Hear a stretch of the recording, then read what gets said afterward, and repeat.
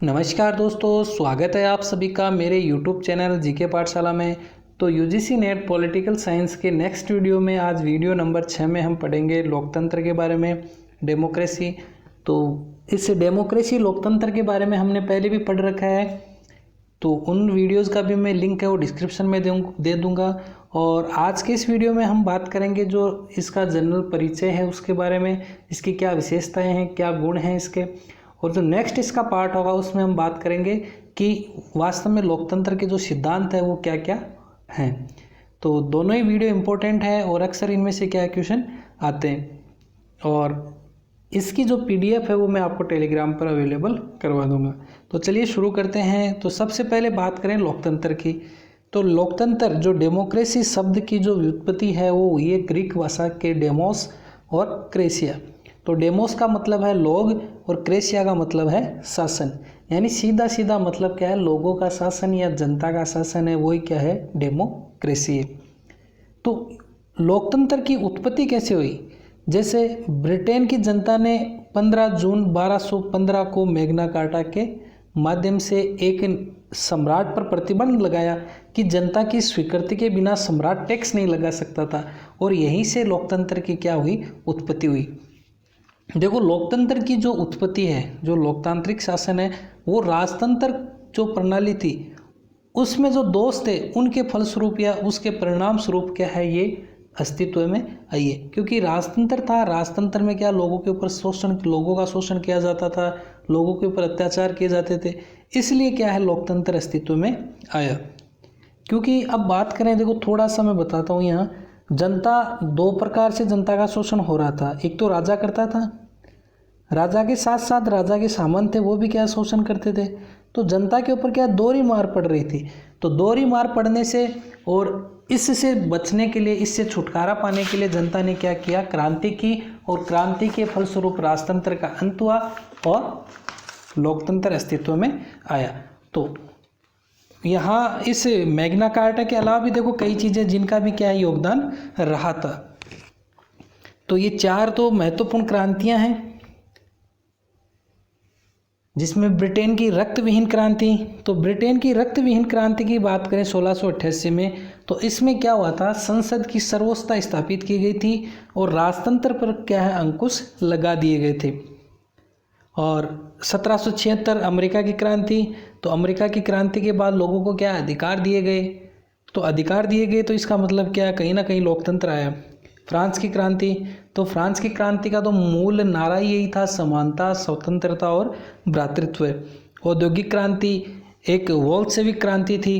तो इन सभी क्रांतियों का भी क्या है, लोकतंत्र का विकास होने में क्या है, महत्वपूर्ण भूमिका रही थी इन क्रांतियों की भी।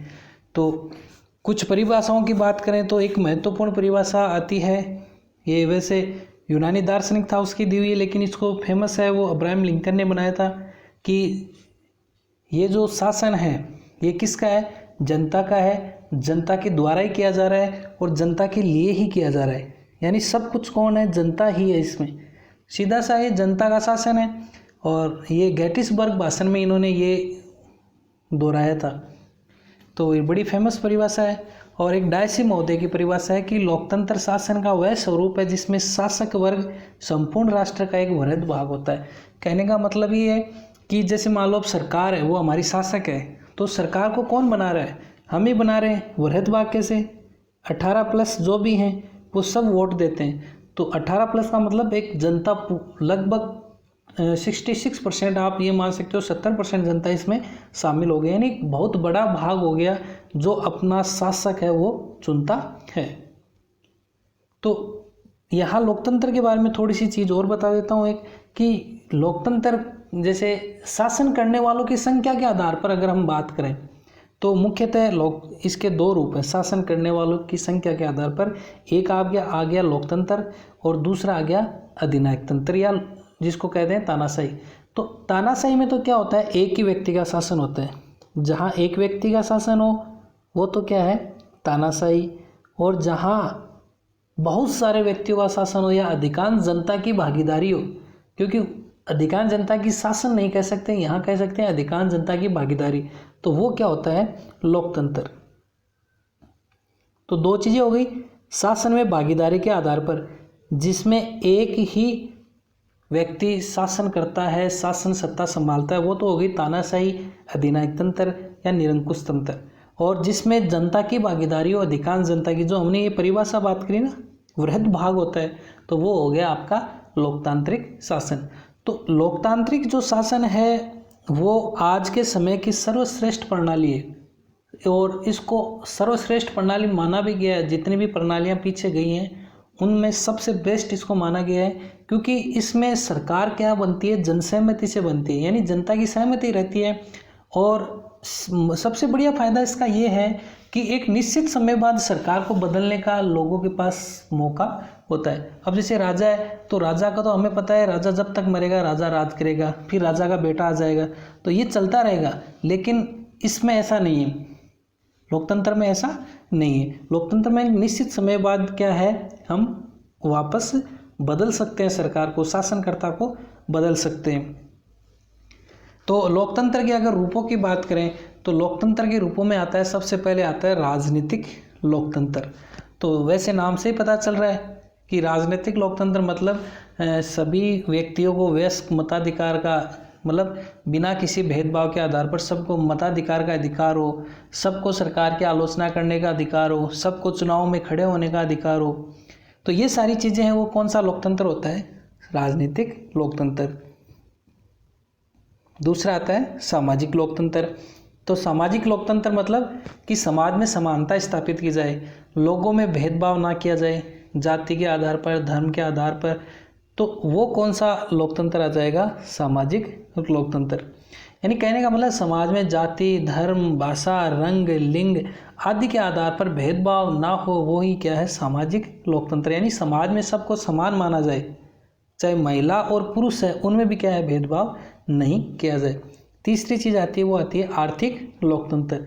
तो देखो, आर्थिक लोकतंत्र की स्थापना के बिना राजनीतिक लोकतंत्र की प्राप्ति कभी भी नहीं की जा सकती। और आर्थिक लोकतंत्र का मूल उद्देश्य ये होता है कि जो अमीरी और गरीबी का जो भेद है वो क्या है, कम किया जाए। भाई देखो, सबको तो अमीर बना नहीं सकते, लेकिन कहीं ना कहीं गवर्नमेंट है जो शासन करता है वो इतना ज़रूर कर सकता है कि अमीर और गरीब का जो भेद है, जो उनके बीच में डिफरेंस है, वो क्या है, थोड़ा कम किया जा सकता है। तो इससे क्या है, राजनीतिक लोकतंत्र भी आ जाएगा और सामाजिक लोकतंत्र भी आ जाएगा। और चौथा आता है इसमें, ये कुछ मुख्य रूप हैं बस, धार्मिक लोकतंत्र। तो धार्मिक लोकतंत्र का मतलब है कि सबको अपनी पूजा पाठ करने का अधिकार है, सबकी अलग अलग पूजा पद्धतियाँ हैं, सबको धार्मिक संगठन बनाने का अधिकार है, सबको अपने धर्म मानने का, यानी कहने का मतलब धर्म से संबंधित सबको समान माना गया है। कोई भी आदमी है किसी भी धर्म का अनुसरण कर सकता है, यानी किसी के ऊपर कोई बाध्यता नहीं है। वही क्या लोकतंत्र है, किसी के ऊपर कोई बाध्यता ना होना। तो यहाँ कुछ अगर बात करें तो प्लेटो ने लोकतंत्र को दुनिया का सर्वाधिक विकृत शासन माना है। तो हम बात कर रहे थे कि सर्वश्रेष्ठ शासन प्रणाली मानी गई है, लेकिन फिर भी प्लेटो है, प्लेटो ने दुनिया का सर्वाधिक इसको विकृत शासन माना है। अरस्तु महोदय की बात करें तो अरस्तु ने तो इसको मूर्खों का भीड़ तंत्र बताया था कि मूर्ख हैं, मूर्ख एक जगह इकट्ठे हो जाते हैं, तो मूर्खों का भीड़ तंत्र का है। इनके अनुसार धनिक तंत्र है वो लुटेरों का तंत्र होता है, लेकिन लोकतंत्र उससे भी अधिक लुटेरों का तंत्र होता है। यानी धनिक तंत्र में तो लुटेरे होते ही हैं, लेकिन लोकतंत्र उसमें उससे भी ज़्यादा लुटेरे होते हैं। तो मूर्खों का भीड़ तंत्र इसने कहा है। ये अक्सर क्वेश्चन पूछा जाता है, लोकतंत्र को मूर्खों का भीड़ तंत्र किसने कहा है, तो ये अरस्तु महोदय ने कहा है। तो अब बात करते हैं लोकतंत्र की कुछ विशेषताएं। तो सबसे पहली बात आती है, वो आती है सर्वव्यापी लोकतंत्र। तो सर्वव्यापी लोकतंत्र का मतलब होता है कि शासन व्यवस्था प्रत्येक नागरिक को यहाँ अधिकार देती है। यानी सर्वव्यापी का मतलब सभी नागरिकों को, कि वो व्यक्तिगत उसको स्वतंत्रता उपलब्ध करवाती है, सबको समान अवसर उपलब्ध करवाती है, जनता के सुख के लिए कार्य करती है। तो ये नहीं कि किसी पर्टिकुलर एक आदमी के लिए कार्य करती है, सबके लिए गवर्नमेंट क्या है, कार्य करती है। तो ये है सर्वव्यापी लोकतंत्र, यानी सभी लोगों का सम्मान एक तरह से लोकतंत्र करता है। दूसरी चीज़ आती है यहाँ सार्वभौमिक वयस्क मताधिकार।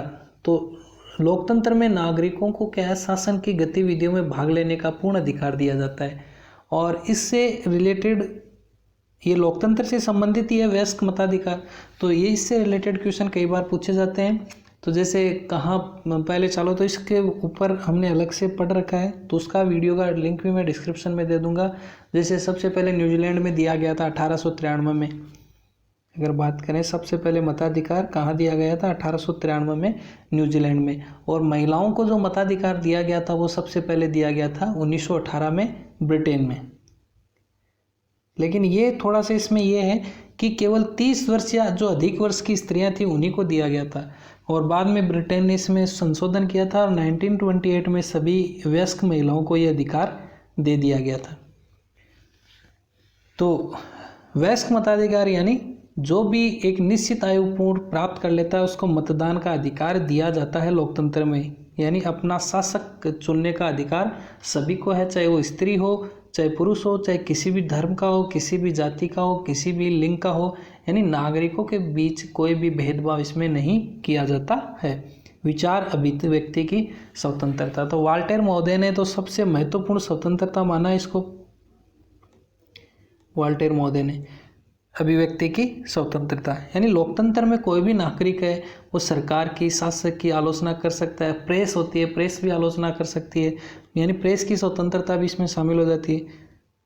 क्योंकि देखो कोई भी प्रणाली कितनी भी अच्छी हो फिर भी उसमें कहीं ना कहीं दोष होते ही हैं, और उन दोषों को सामने कौन लाएगा, जो व्यक्ति विचार प्रकट करेंगे शासन के प्रति, सत्ता के प्रति, वही क्या इन दोषों को सामने लाएंगे। तो लोकतंत्र में क्या है, व्यक्ति की अभिव्यक्ति पर पाबंदी नहीं लगाई जा सकती। फिर है सामाजिक व राजनीतिक समानता, जो हमने अभी बात करी थी कि कोई भी नागरिक लोकतंत्र में छोटा या बड़ा नहीं है। लोकतंत्र में सभी नागरिक क्या है, समान है, कानून के समक्ष सभी समान है। किसी भी व्यक्ति का पद मान लो कोई बहुत बड़ा अफसर है तो उसके लिए भी वही कानून लागू है। एक बहुत छोटा कर्मचारी मान लो चपड़ा जी, उसके ऊपर भी क्या है, वही कानून लागू है। यानी सबको समानता मिली हुई है। फिर मौलिक अधिकार दिए हुए हैं, मौलिक कर्तव्य दिए गए हैं, लिखित संविधान है। सबसे जो अच्छी बात है वो तो यही है कि लिखित संविधान है, सबकी शक्तियों का बंटवारा किया गया है। संविधान में सब चीज़ों का विस्तार पूर्वक वर्णन दे रखा है कि जो शासन के अंग हैं वो भी एक दूसरे की कामों में दखलंदाजी नहीं करते हैं। राज्यों की और केंद्रों की शक्तियों का बंटवारा किया हुआ है। तो ये भी क्या है, एक बहुत बड़ी लोकतंत्र की विशेषता होती है। उत्तरदायित्व है, जैसे उत्तरदायित्व की बात करें तो जनता के प्रति उत्तरदायी होते हैं, सीधा सीधा देखें तो हम, क्योंकि जब चुनाव में खड़े होते हैं तो जनता को ही कहते हैं हम भाई हम आपका ये काम करवा देंगे। जैसे मान लो छोटा सा गांव, सरपंच की बात करें तो सरपंच सबसे पहले उनको बताता है, जिम्मेदारियां लेता है कि मैं ये काम करवाऊंगा, ये काम करूंगा, यानी उनके प्रति उत्तरदायी बन जाता है। ये ऐसे ऐसे जैसे ऊपर चलेगी चेन, सब क्या होते हैं, जनता के प्रति उत्तरदायी होते हैं। फिर बात आती है स्वतंत्र एवं निष्पक्ष न्यायपालिका, न्यायपालिका की स्वतंत्रता। तो लोकतंत्र की सबसे महत्वपूर्ण विशेषता यही है कि इसमें न्यायपालिका क्या होती है, स्वतंत्र होती है। और वहीं अधिनायकवाद की बात करें या तानाशाही की बात करें तो वहाँ किसके अंडर में काम करती है न्यायपालिका, जो एक राजा होता है या वो शासक होता है उसी के अंडर में क्या है, काम करती है। तो न्यायपालिका की स्वतंत्रता कई बार क्या है, ऐसे कानून निर्माण कर देती है। कार्यपालिका की बात करें तो कार्यपालिका अगर संविधान के दायरे से बाहर जाकर कानून निर्माण का प्रयास करेगी तो न्यायपालिका उसको न्यायिक पुनरावलोकन के तहत क्या है, रद्द कर सकती है। जैसे एनजेसी कानून आया था, उसको रद्द कर दिया था न्यायपालिका ने। तो ये भी एक महत्वपूर्ण विशेषता है। विधि का शासन है, यानी कानून का शासन है। शासन का अंतिम स्रोत जनता, भाई सब अधिकार है वो किसके पास है, जनता के पास। तो मैंने बताया मान लो 5 साल के लिए चुन भी लिया, कोई कमी रह गई, सरकार ऐसी आ गई तो फिर क्या कर सकती है जनता, वापस 5 साल के बाद मौका जनता के पास दोबारा आता है, वापस उनको क्या है, पलट कर देती है। तो अंतिम स्रोत किसके पास रहता है, जनता। नियमित एवं निष्पक्ष चुनाव होते हैं, एक ये भी विशेषता है। और राजनीतिक पद वंशानुगत नहीं है। तो ये चीज़ तो अभी धीरे धीरे क्या हो रही है, चेंज हो रही है। लेकिन फिर भी जैसे मान लो अब वसुंधरा जी है, वसुंधरा जी का बेटा भी मान लो विधायक सांसद है। इधर गहलोत जी की बात करें तो गहलोत जी ने भी अपने पुत्र को विधायकों के चुनाव में, सांसदों के चुनाव में खड़ा किया। अभी जोधपुर से चुनाव लड़ा था उन्होंने। तो कहीं ना कहीं ये हो रहा है कि वंशानुगत हो रहा है, एक ही पीढ़ी में चल रहे हैं, या एक ही जो एमएलए एमपी है वो 7-7 8-8 बार जीत जाता है, कोई इस पद को छोड़ने की मतलब ये हमेशा ये रहता है कि मैं जब तक मरूं नहीं तब तक मेरे पास ये पद रहे और उसके बाद मेरे पुत्र या पुत्री जो भी है वो इस चीज़ को संभाले। तो ये चीज़ तो चेंज हो रही है, लेकिन फिर भी जनता है, जनता जनार्दन है, वो हरा भी सकती है, जिता भी सकती है। जैसे अशोक गहलोत जी के पुत्र थे वैभव गहलोत, चुनाव हार गए थे सांसद का, तो वंशानुगत नहीं है। यहाँ भी क्या, जनता की सहमति तो आपको लेनी ही पड़ेगी। और राजनीतिक दलों में प्रतिस्पर्धा रहती है, इसका भी एक बहुत बड़ा फायदा जनता को मिलता है। राजनीतिक दल है वो अच्छे कार्य करेंगे, संवैधानिक सरकार होती है इसमें, और राजनीतिक पद है वो किसी की विरासत में नहीं होता, प्रेस की स्वतंत्रता होती है। तो ये सारी चीज़ें हैं वो क्या है, लोकतंत्र की विशेषताएं।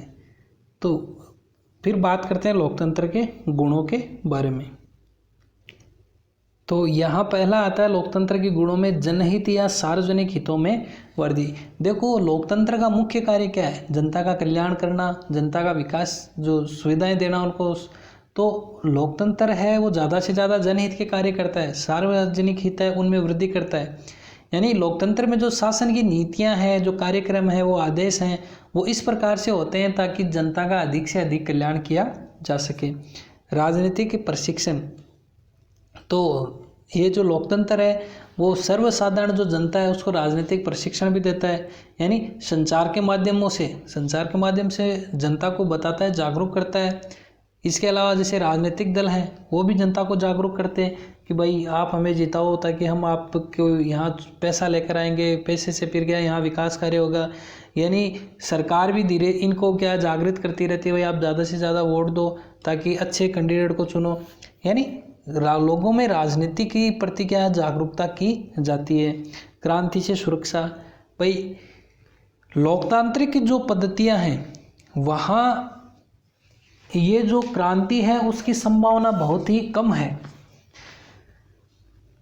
क्रांति से सुरक्षा करती है लोकतांत्रिक प्रणाली, क्योंकि इनमें क्रांति से अभाव रहता है, क्रांति का अभाव रहता है। लोकतांत्रिक जो प्रणालियां हैं उनमें जनता में जरूर आपसी विवाद हो जाता है, मनमुटाव हो जाता है, लेकिन लोकतंत्रात्मक जो प्रणाली है उसमें क्रांति होने की संभावना ना के बराबर है। और ये तभी हो सकती है जब जो शासक वर्ग है जनता पर लंबे समय तक अत्याचार करता रहे और जो लोकतांत्रिक तरीके हैं उनमें क्या है परिवर्तन करता रहे, कि अगर बहुत ज़्यादा बहुमत आ जाता उसके पास तो ऐसे नियम कायदे बना दे एक तरह से कि जनता के ऊपर अत्याचार किए जाएं, तब एक जरूर क्रांति हो सकती है। तो इसकी संभावना क्या बहुत ही कम है।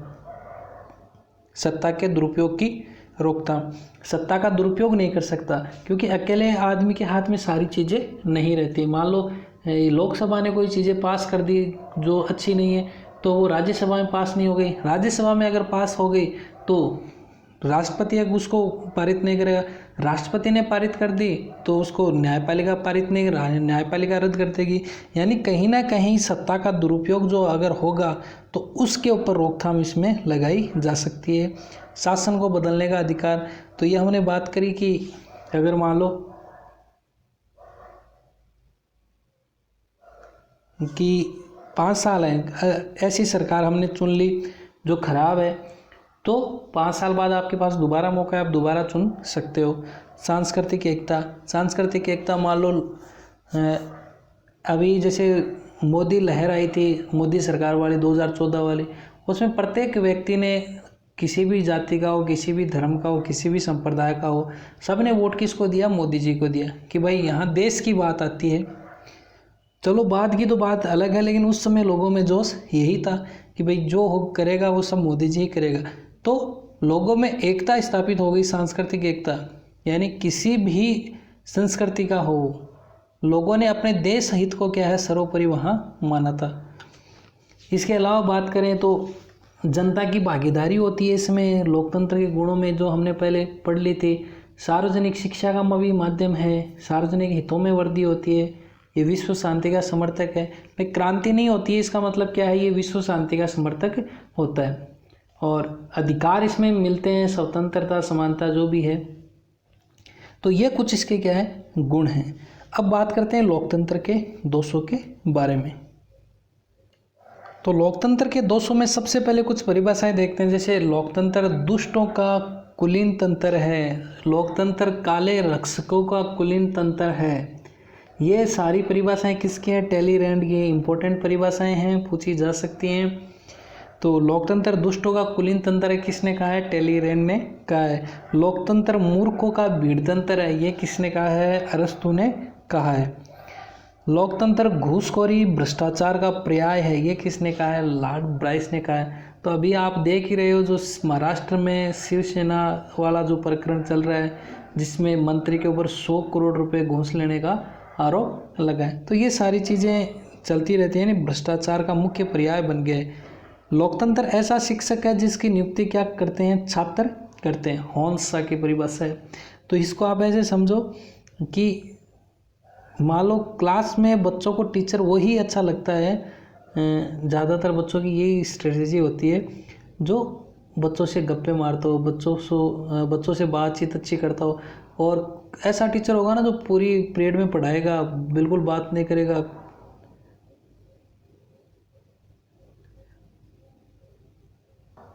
तो जो टीचर पूरे दिन पढ़ाता है, टाइम टू टाइम होमवर्क की कॉपियाँ चेक करता है, दूसरा टीचर जो कॉपियाँ चेक नहीं करेगा, तो बच्चों को ज़्यादा टीचर कौन सा अच्छा लगेगा? जो कम काम देता है, होमवर्क कम देता है, कॉपी भी मालूम काम नहीं किया तो भी कोई दिक्कत नहीं। तो वही बात यहाँ है। अब लोकतंत्र में ऐसा शिक्षक है, नियुक्ति छात्र करते हैं। अब यहाँ जनता क्या है? जनता नौकरी जो हित है वैसा नहीं देखेगी, विकास का हित नहीं देखेगी। जनता तो ऐसा जो तात्कालिक हित है, भोजन करवा दिया 5-10 दिन का, दारू पिला दी, वो देखती है और उसी को क्या है? जीता देती है। लेकिन जो अच्छा शिक्षक होगा उसकी नियुक्ति कभी नहीं करते छात्र। तो ये चीज़ें हैं कि हॉन्सा ये कहता है कि जिसकी नियुक्ति क्या है? छात्र करते हैं। लोकतंत्र क्या है? अयोग्य लोगों का महिमा मंडन होता है। तो ये बिल्कुल सही बात है। जो अयोग्य लोग होते हैं उनका ही शासन होता है, उन्हीं का क्या है? ज़्यादा महिमा मंडन होता है।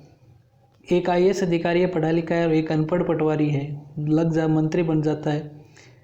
तो अनपढ़ मंत्री बन जाता है तो अब कोई भी नियम कानून है वो अगर उसको बताएगा तो उसको क्या समझ में आएगी? कहाँ? अगर मान लो कोई बैंकिंग सेक्टर से रिलेटेड सुधार करना है और ऐसा ही कोई मंत्री बना दे तो कहाँ वो सुधार कर पाएगा? कहीं ना कहीं ये सबसे बड़ी कमियां हैं लोकतंत्र के, दोष हैं ये सबसे बड़े। लोकतंत्र में 9 मूर्ख हैं और एक योग्य व्यक्ति होता है, अर्थात मूर्खों की भरमार है। यानी 100 व्यक्ति हुए तो 90 तो मूर्ख ही हो गए, 10 क्या कर लेंगे? यानी मूर्खों की भरमार है। कार्लाइल महोदय का कथन है। फिर है नेक्स्ट कि लोकतंत्र मृत्यु की ओर ले जाने वाला शासक है। कोई ज़्यादा अच्छी प्रणाली भी ये नहीं है।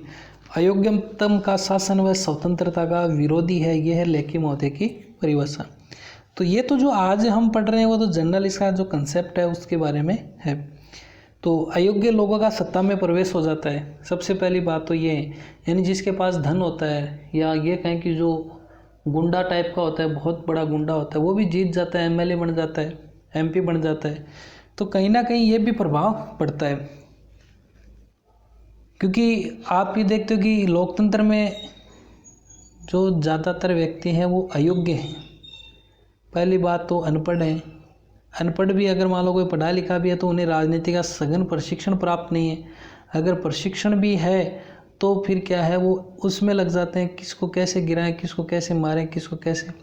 तो ये सारी चीज़ें बहुमत दल की तानाशाही होती है जो आप अभी देख रहे हो। भ्रष्टाचार, तो भ्रष्टाचार भी देख रहे हो। अभी सेम उदाहरण महाराष्ट्र की सेम जो सरकार है उसका ताज़ा तरीन उदाहरण है 100 करोड़ का। जनता की उदासीनता, जनता उदासीन हो जाती है धीरे धीरे। जनता ये कहती है यार ये भी ऐसा ही है, ये भी ऐसा ही, जाएँ तो कहाँ जाएँ। तो जनता ये कहती है बढ़ने दो, ना तो ये गवर्नमेंट काम कराती है ना ये गवर्नमेंट काम कराती है। अपने तो अमीरी और गरीबी है, उनमें अंतर क्या है, बढ़ता जा रहा है। तो जनता क्या उदासीन हो जाती है शासन व्यवस्था के प्रति। तो ये भी क्या है, एक इसका दोष है। समय व धन का अत्यधिक अपव्यय, चुनाव करवाते, अपने स्वार्थ के लिए चुनाव करवाते रहते हैं। जैसे MP में 20-30 विधायकों ने इस्तीफा दे दिया, दूसरे उसमें चले गए। अब गवर्नमेंट के तो पैसे वापस लगेंगे, पैसा किसका है? जनता का है। जनता के पैसे का दुरुपयोग होता है खुद के स्वार्थ के लिए। भाई जैसे वहाँ से कांग्रेस से चलकर मान लो उन्होंने कांग्रेस में इस्तीफा दे दिया, बाद में बीजेपी से खड़े हो गए। कहीं ना कहीं जनता के पैसों की बर्बादी हो रही है, समय की बर्बादी हो रही है। राजनीति का क्या हो जाता है, राजनीतिकरण। क्योंकि जब शुरुआत में अगर एक बार कोई शासन व्यवस्था में आ जाता है तो फिर वो शासन व्यवस्था से अलग नहीं होना चाहता। जो मैंने बताया ना कि वो मरते दम तक राजनीति से जुड़ा रहना चाहता है। उसकी मान लो 5 बार विधायक रह गया और उसकी कोई टिकट काट दे तो निर्दलीय खड़ा होता है, लेकिन वो उस कुर्सी को छोड़ना नहीं चाहता। जब चुनाव में जाता है, खड़ा होता है, उस समय जो वादे करता है उन सबको जीतने के बाद भूल जाता है। तो ये सारी बातें हैं कि राजनीति का फिर राजनीतिकरण हो जाता है। आर्थिक विकास की गति धीमी होना, तो आर्थिक विकास की गति ऑटोमेटिक ही धीमी हो जाएगी। एक पढ़ा लिखा योग्य जो IAS कर्मचारी, मान लो एक सेवक है, वो कोई नियम कानून बनाकर मान लो उसकी टेबल के ऊपर रखेगा तो बेचारे उसको तो समझ में नहीं आएगा वो क्या कानून बनाएगा, देश कहाँ विकास करेगा। कोई भी कानून मान लो आप छोटे से छोटा भी अगर बना दिया तो उसके तो ऊपर से जाएगा, उसको इससे क्या मतलब है। तो ये थोड़ी सी क्या है, नेताओं के लिए भी क्या योग्यता होनी चाहिए। मान लो चिकित्सा मंत्री है तो वो चिकित्सा से जुड़ा हुआ व्यक्ति होना चाहिए। शिक्षा मंत्री है तो कम से कम ऐसा तो हो कि कोई हायर डिग्री है उसके पास। बिल्कुल ही अनपढ़ को शिक्षा मंत्री बना देते हैं। और जैसे कोई भी मंत्री हो उसमें कुछ ना कुछ शर्तें होनी आवश्यक है, तभी क्या है लोकतंत्र की सफलता सुनिश्चित की जा सकती है। फिर लोकतंत्र की सफलता की शर्तों की बात करें तो एक तो ये होगी कि मान लो जो भी आप मंत्री बना रहे हो किसी भी विभाग के, कम से कम उसमें उस चीज़ की योग्यता तो हो कम से कम। तो शिक्षा का व्यापक प्रचार प्रसार किया जाए। जैसे नेहरू जी का एक कथन आता है कि भूखा व्यक्ति वोट का महत्व नहीं जानता। पहले से भूखा है, उसके लिए क्या वोट क्या हो या नहीं हो, तो यही है कि 5 दिन जो भोजन करवा रहा है वो अच्छा व्यक्ति है, इसी को वोट दे देंगे। सत्ता का विकेंद्रीकरण होना चाहिए। अगर सत्ता का केंद्रीकरण हो गया तो फिर क्या है, वहाँ विकास, वो लोकतंत्र भी सफल नहीं हो पाएगा, विकास भी सफल नहीं हो पाएगा। आर्थिक लोकतंत्र, तो देखो आर्थिक लोकतंत्र तो सभी लोकतंत्रों का एक तरह से पर्याय है। ये हो गया तो सारे लोकतंत्र, राजनीतिक है, धार्मिक है, नैतिक है, सारे लोकतंत्र क्या उसमें शामिल हो जाएंगे। तो और भी बहुत सारी इसकी सफलता की शर्तें हैं। जैसे मान लो न्यायपालिका की निष्पक्षता है वो कायम रहनी चाहिए, शांति व्यवस्था कायम रहनी चाहिए, आर्थिक सुदृढ़ता होनी चाहिए, कई सारे इसके नियम हैं। तो ये सारी चीज़ें थी, वो किसी इसका जनरल कंसेप्ट था लोकतंत्र के बारे में। इसके जो नेक्स्ट वीडियो में हम बात करेंगे जो लोकतंत्र के विभिन्न प्रकार हैं और लोकतंत्र के विभिन्न सिद्धांतों के बारे में चर्चा करेंगे।